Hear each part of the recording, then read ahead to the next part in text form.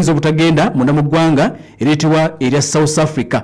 Jjukira nti South Africa bagenda kutegeka olukuŋŋaana lw'amawanga aga G20. South Africa member ow'amawanga agasinga okubeera ne economies ennene 20 okwetooloola ensi yonna. South Africa mweri kati G20 y'omulundi guno egenda kutuula South Africa.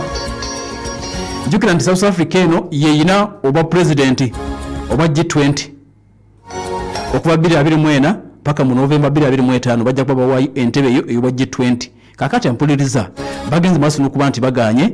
No, Donald Trump agambye nti nyinza obutagenda. Kati jjukira nti omwaka guno Secretary of State wa America kubaita Marco Rubio naye yaganye okugenda mu meeting yabadde yaba minister b'ensonga z'eby'eggwanga mu mawanga gano aga G20 naye yaganye okugendayo. Kati Trump agambye nti nange nyinza obutagenda. Ensonga ziringa bbiri esooka. Trump ne South Africa tebalinnya mu kimu era jjukira nti juzi yakunya President Cyril Ramaphosa ng'amubuuza nti lwaki abaddugavu basosola abazungu, lwaki abazungu baggyibwako ettaka e South Africa.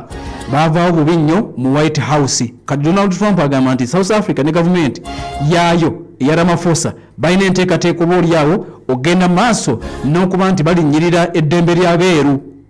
Tebali makambo gwa South Africa n'Amerika. Ensonga ey'okubiri, South Africa ye yakulemberamu amawanga gonna.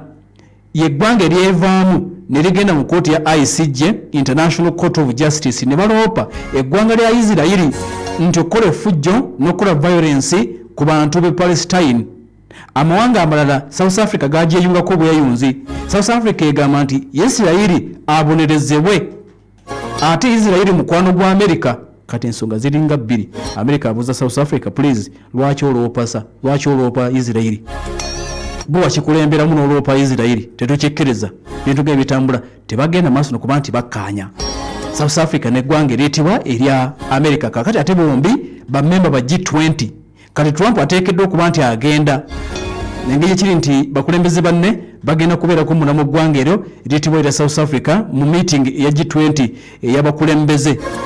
Naye ebiriwo Trump ategeezezza nyinza obutagenda. Bwe tulondodde ensonga ne tukizuula nti balina obutakkaanya obusooka ku ky'abazungu kuba nti baggyibwako n'ettaka. Ensonga ey'okubiri, South Africa eyo genda maaso n'okuba nti yeevaamu n'ekulemberamu enteekateeka ez'okugenda maaso n'okuloopa Isirairi mu kkooti ya ICJ, International Court of Justice, nga South Africa yeegala Isirairi bagibonereze olwa violence gwekula e Gaza. Gwanga ku gwanga.